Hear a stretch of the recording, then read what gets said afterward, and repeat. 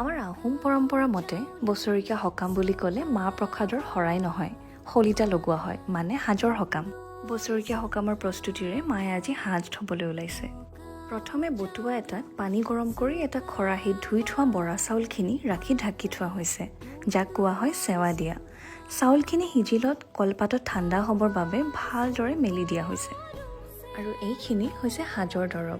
এতিয়া চাউলখিনি ঠাণ্ডা হোৱাৰ পাছত সাজৰ দৰৱখিনি চাউলখিনিত অলপ অলপকৈ পানী ছটিয়াই মিলাই দিয়া হৈছে। ইয়াকে কোৱা হয় সাজ সনা বুলি। এতিয়া সেই সনাখিনি কলপাত দি ভালদৰে খৰাহীত ৰাখি দিব লাগে। মায়ে ইয়াতে কেইডোখৰমান অঙঠাও দিছে মুখ নালাগিবৰ বাবে। আৰু এতিয়া ভালদৰে কলপাতেৰে ঢাকি ৰাখিছে। আৰু পাছৰ প্ৰচেছখিনি মাৰ মুখেৰে শুনোৱা হওক। এইখিনি এতিয়া মই সম্পূৰ্ণকৈ ঢাকি দিলোঁ। ঢাকি পেলাই এতিয়া ইয়াৰ ৰসখিনি ইয়াৰ পৰা এটুপ এটুপকৈ ৰসখিনি গামলাত পৰিব।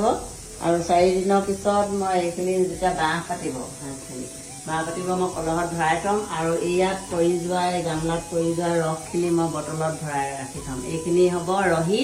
আৰু এই কলহত যিখিনি ভৰাম তাত পানী ঢালিম। পানী দিয়াৰ পিছত যিখিনি হ'ব সেইখিনি হ'ব সাজ।